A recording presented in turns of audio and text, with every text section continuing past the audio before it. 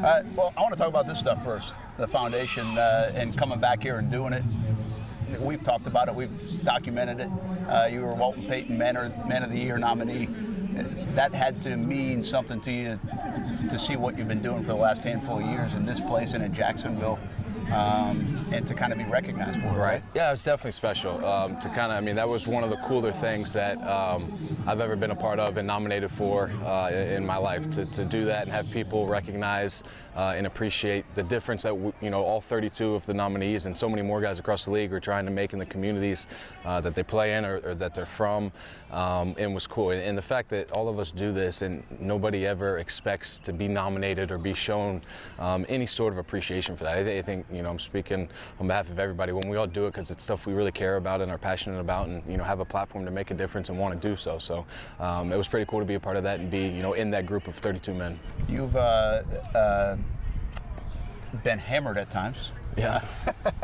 Was it nice to kind of put what you do in perspective and take the football aside of it and all the criticism, but actually be applauded for the bigger picture, the platform that you get to use and help people out? Right. No, totally. And I've never had a problem with, if you're going to criticize me on how I am as a football player, I get that. There's people that there's jobs is to talk about how we play as players, and I've never had a problem with that.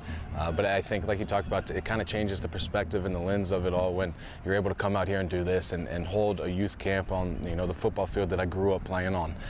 Really kind of puts it all into perspective and kind of, I think, just sets the priorities and what's important in life. Is there a responsibility for you here? Because I was talking to your dad and I said, is there another NFL guy? Comes from Oviedo High School. I know Haggerty now exists too, and Jeff Driscoll's from over there, but do you feel a sense of responsibility as someone that these kids can look up to, and your name's going to always be associated with this place? I think, I guess I could just hope for, growing up, all I wanted to do was play at the next level. I wanted to be, as a kid coming and watching Friday night games here, I wanted to be the quarterback on a Friday night, and then I started doing that, and it was like, wow, now I really want to play on Saturdays. I want to be a college football player. And then that kind of, transition, and wow, I'm going to have a chance to play in the NFL.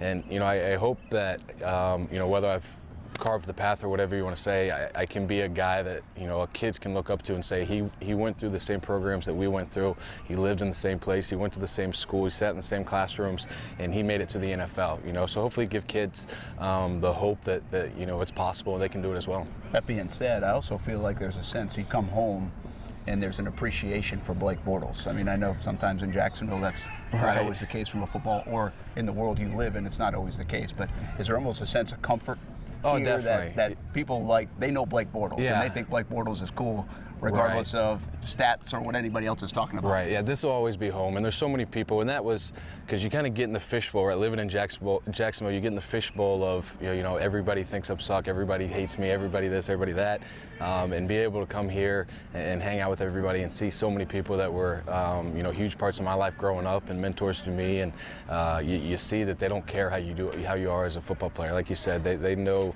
who I am as a person, and that's the person that they care about. And anything else, football-wise or sports career-wise, is kind of just extra, good or bad. It's part of it. Now, you're right. You live in a fishbowl, but the other part of that is not everybody thinks you suck. Right. In Jacksonville, you got a lot of love when this whole thing ended. How much did it mean to you to get all the feedback that you got and people that appreciated what you did off the field and on the field too in your 5 years in Jacksonville? Yeah, it was awesome. I mean, like you said, when you're in it, right, and you hear a couple people say a couple things, and all of a sudden you think that's the opinion of everybody. And like you said, that wasn't the case. Jacksonville was my home for 5 years. Dave and Shad and Gus gave me an opportunity to fulfill my dream, 5 years ago. And, I couldn't be more thankful to them and the organization and the city. I mean, I loved living there. Like we just talked about, I'll keep my house there, for a while at least, and be back all the time. So I've made a lot of friends, both in and around the Jags organization and outside of it, that are people that just live in Jacksonville. So it's definitely a place I'll always call home, and had a big part, in my life. You're a competitive guy, prideful guy. You've rebounded. You're now with the LA Rams. Did that help ease some of the whatever that you were feeling about the thing ending in Jacksonville? Yeah, it did, and it felt, I think I was I was jobless for like 5 days, and it felt like a year and a half. So obviously, my first time ever going through free agency and having to deal with that and being released and having to find a new home. And I couldn't be more happy to be with the Rams. An unbelievable organization, and spending time with Sean McVay and being around their facility and talking to the coaches, I'm fired up about it. It's a start. It's a new start. It's a new chapter, and I'm really looking forward to it. How much can he help you? Because he's known as not really a quarterback whisperer, but an innovative offensive guy, knows the position well. He's obviously helped Jared quite a bit, you can tell. So, I mean, how much are you looking forward to? How much do you think he can advance your game as an NFL player? Yeah, he was a huge part of the reason on why that was where I chose to go and sign with them. I think kind of just from an outside perspective looking in on it, you see the coaches that have come from under him that have kind of been plucked now throughout the league to go be OCs or head coaches elsewhere. And it was kind of, I want to be around that. Like you said, everybody's kind of raved about, how smart he is offensively and the way he runs his team and how impressive it is for him to be able to do that at such a young age. And it was, for me, it was how can I get around that? How can I learn from that? How can, I better myself, for the long run down the road for my career. I feel like you like that. You related well to Nathaniel Hackett, a younger guy. Yeah. You're a guy's guy in the locker room, but does it almost help that McVay's 32 years old and they've got a young staff on the offensive side, and do you almost feel more comfortable in that situation? Yeah, I think anybody's probably like that. Like, it's easier to relate to guys that are closer to you in your age. It makes it easier. They kind of have experienced the same things in life. They kind of do similar stuff. So being around Hackett for me was incredible. I owe him a ton. How much I learned from him, and kind of in moving to LA and being with McVay now, it's how can I further that learning and continue to get better and kind of be better in all assets of playing quarterback. I was thinking Washington, looking at their situation, thinking of Miami, looking at their situation. Like, that could be a couple landing spots for you as a starting quarterback again, potentially.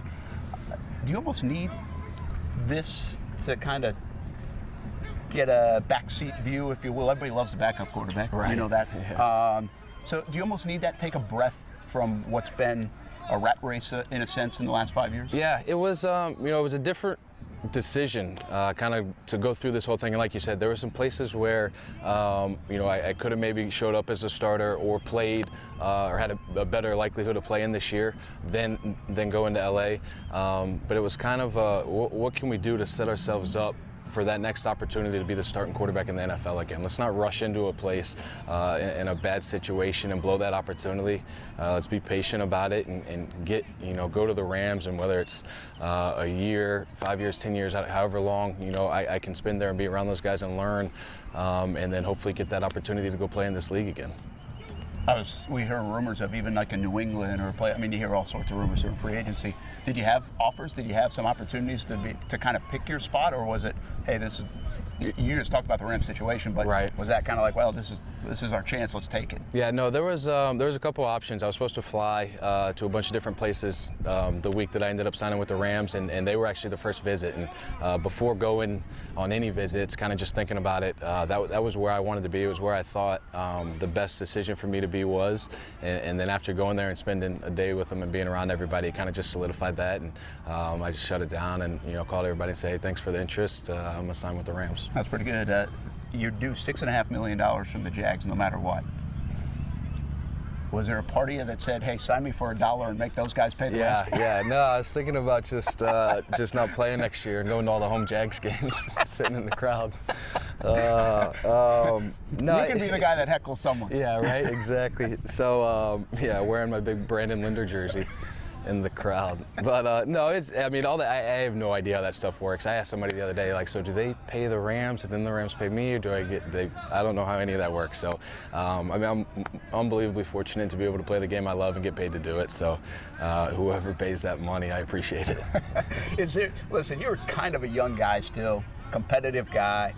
I know there's a part of you that feels you were a bit of the scapegoat here, and I think your support system would probably feel the same way.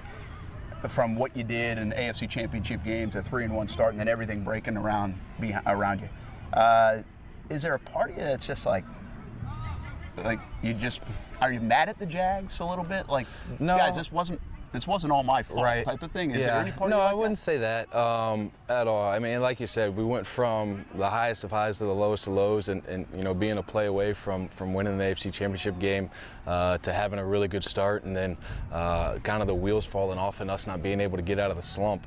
And you know, as a quarterback, you kind of, you know, head coach, offense coordinator, quarterback, like those are really the three guys that get blamed when you don't win, right? Because you got to win in this league, and you can only lose for so long until you're replaced and they find somebody else to do it. So I totally understand that. I think anybody that plays quarterback understands that, and it comes with kind of the job. You get more credit than you deserve, and you get more blame than you deserve, and it's part of it. And you know, I'm super appreciative and loved every minute of being in Jacksonville. Obviously, wish it would have turned out different, and you know, we would have had a better year last year, and I would have loved to have, you know, played my whole career there, but it's part of it, and I totally understand that. Tom Coughlin said recently, Dave Caldwell said recently, listen, we don't regret the extension last year at all. He earned it coming off that 2017 year. I would imagine there are probably still mixed reviews on trying to keep you, and do you think it was just a change of scenery thing, or they had to kind of win now and say we need to do something else? Right. You know, I think you're always in the win now mindset. Everybody wants to win a Super Bowl this year. That's the goal. You start every season, all 32 teams have the same goal of being the one team that brings that trophy home, and we certainly did, and had high expectations in our building, you know, following that you know, 2017 season and AFC Championship loss, and then for us to go out there and start the way we did and then finish the way we did, you know, it was tough. It was a lot of adversity. There was a lot of things that went wrong, and there's so much of that. I think anybody would tell you, you need a couple breaks to have a good NFL season. You need guys to stay healthy. You need to get lucky a little bit and have some things go your way, and we just didn't, you know, and that's part of it. And you know, by no means did I play at a high enough level. So, you know, like I said, I get the fact that they had to make a change. They got to set themselves up to win football games and have a chance to win a Super Bowl. I'm not going to lie to you, I died on the Blake Bortles hill for a while there, and one of the last ones standing, but it does come at you fast, right? 2017 AFC Championship game, 5 minutes away, playing really good ball the first month of the year, 3-1, two maybe your best games, Patriots and Jets. Right. Looked like Blake Bortles starting to take off, and then Kansas City, and a month later you're benched. Yeah, it came fast, but you know, that's part of it. I knew, you know, I had been benched a couple of times in my tenure in Jacksonville, and knew that was part of it, and that I was no different than anybody else. And if I wasn't performing, they were going to put somebody else out there and give them a chance, regardless of if, you know, I was on a rookie deal or if I had signed an extension, or whatever it may be. So it turned fast. And you know, I'd love to be able to go back and try anything I could to change it, but it's part of it, and I think, you know, everybody that was involved in it, you know, it'll make us all better. I think, you know, it'll for sure make me better down the long run, and I'll be able to look back hopefully in 10, 12 years and say, you know, that helped, you know, develop me as a person and as a player. When did you know it was done? I mean, I always, after when I got benched the second time, I guess, it was kind of, I knew, you know, and never really hit until, you know, Dave called me and said, hey, you know, we're going to sign Foles and let you go, was kind of, you know, when it hit home and sunk in. And I mean, there was a couple-hour period there where, you know, it was kind of a pity party, feeling bad for myself, and, you know, talking to my parents and brother and agent, and I was like, we'll get out of this, and, you know, this won't be the moment that defines my career, my life, and like I said, it'll be something to look back on and say, you know, it was a stepping stone, or, you know, an up and down on the roller coaster that was part of the journey. So it's all part of it. That was a few days before they signed Foles, right? Yeah. Hey, well, I think Wednesday, free agency opened on Wednesday, I think. Yeah. I think Dave called me Tuesday, which I was obviously super appreciative of him calling me, letting me know, and then obviously releasing me so I have an opportunity to go get on somewhere else. So I was thankful that they allowed me to do that. Your support staff, mom and dad, a lot of other people, they hear it all. Yeah. Right? You're kind of in that insulation. It's usually harder on everybody else. Yeah. It's almost good for everybody, the Blake Bortles camp, to kind of have something different now and not maybe get away from that for a bit. Right, I think so, definitely. I think obviously the change in position, right? I'm not going to LA to be the starting quarterback. I'm out of Florida, I'm further away, right? There's not going to be a whole lot of people that care about me in Hollywood as the backup quarterback for the Rams. So it'll be totally different. I'm really looking forward to it. I'm sure my mom's looking forward to not having to read bad stuff about her son, even though she won't listen to me when I tell her to stop reading it. So I think it'll be good for everybody. Sorry, Mom. Yeah, exactly. Sorry about it. She doesn't have quite quite the thick skin. That You're not we supposed do. to, though. No, exactly. She's a mom. Well, you're learning that with that stuff. I heard something today when you walked in here. I told you this. I don't think I'd ever hear. You said, "Hold on, I have to change a diaper." Yeah. Well, Remy didn't get her morning dump in. We had to leave early, so when we made it all the way down here, and it was time for a diaper change. So how's dad life? It's awesome. She's incredible. It'll be a challenge to go to California and be that far away from her, but figure out ways to see her as much as possible. Does it change you? Mature you? All those things that I think, cliche? and having her around. I mean, she's only 15 months old, but having her around this past year and going through all that, it was awesome because that was something that. You know, my parents love me, right? And going home to them, they watch the game. They know football, they know sports, and I mean, my dad will tell me I didn't play good at the drop of a hat, so there was a lot of that going on there. To be able to see her and have her have no idea what I was doing, how I'd played, who cared if I played good or bad, it was awesome and kind of, you know, like so many of these things do, put it all in perspective. Yeah, it's cliche, but I mean, it really. You've heard guys say that before, right? Yeah, I mean, and you never really understand it until you have that. You know, because when I didn't have a daughter and it was just me, it was kind of it's all you could think about. It was all I ever cared about was football and how can we win and how can I play better, and that's still all you think about. But at the same time, it's kind of a breath of fresh air to kind of have somebody that's around and loves you regardless of how you play the game. We're gonna wrap up so you can get back to the kids, but let me ask you a tougher question about your 5 years. With that being said, there have been narratives out there. Did you party too much? Did you not work hard enough in the off season? Right. Did you do any of those things that that might be true or not up to your standard or that you learned from? I mean, what do you look back on it and say, well, I could have, should have, would have? Yeah, I would say, I mean, the only thing I would change would have been early on. I didn't know. We went out and drank all the time in college, and then I moved 2 hours north and was 21 years old, and it was like, why would I change? This is what I did in college. It worked out all right. I'll keep doing that. So I think that was a bit of a, maturation process that took 2 years or so, maybe a year and a half, probably a little longer than it should have. But that would be the only thing I'd change. I've always, thought of myself as someone that worked extremely hard in the off season and put a lot of time in. It kind of perfected my craft. But I would say that narrative got written early on in my career when I was young, and deservingly so. I was at the bar often, and the last 2 or 3 years, I probably went to the bars less than 10 times. It was special occasions for friends' birthdays or whatever. So I mean, that was kind of a growing, pain that I had to go through. But it was definitely something that kind of stuck with me from what I did early on. Interesting. Dave Caldwell said recently he regrets playing you your first year because I think the plan was to sit, learn the game, all those things. Do you agree with him? I think, I've always thought there's good cases and bad cases of both, right? There's Aaron Rodgers, and then there's guys that played early that did great, and there's guys that did both that, did poorly as well. So I think it's part of it. I wouldn't have changed. I thought I learned a ton my rookie year. I didn't think it hurt me or, prohibited me from growing or getting better. I was able to kind of, take the blows and roll with it and learn, as I was going through it. I was super lucky to have Chad Henne with me for 4 years and learned a lot from him and spending time with him. But I wouldn't have changed it for the world. I mean, that's obviously something I'm sure, a regret of his that he probably thinks, would have helped my career, and I appreciate that. But I enjoyed playing my first year. I enjoyed kind of learning from the experience and being thrown into the fire early. All right, let's get the dirt. How much of a mess was that locker room last year when it all started going bad? I mean, it was tough. I mean, when you lose, what did we lose, 8, 9 in a row? Yeah. I don't know any locker room in any professional sport in the world that would be okay with that. There's going to be issues. There's going to be guys that say stuff, and that's part of it. And I don't think anybody in that locker room did anything or said anything maliciously or ill-intended. It was frustrations of us not playing as good as we thought we could play and being as good as we should have been, and it's part of it. I mean, I was as frustrated as anybody in that place, and guys handle things differently. Your shock value when Hackett got fired? That was big.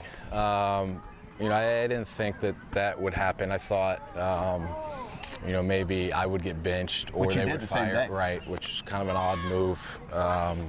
But I don't know if I understand that one. But I guess, that was different. You know, we had been together for 4 years, and you know, I owe him a ton. He taught me a ton, and to watch him get fired, you know, without any inclination of that coming, you know, I knew I wasn't playing good at the time. I thought there was a chance that I got benched, but for him to get fired, I thought was that was surprising for sure. If Nick Foles is going to succeed in Jacksonville, 2019 beyond, what do you think he needs? What would you craft on the offensive side of the ball? Yeah, I mean, it's an unbelievably talented football team, and if everybody's healthy, that's all you need. I mean, they got everybody there, and I think that's any problem in the NFL. When you get beat up with injuries, it's hard to win football games in the league.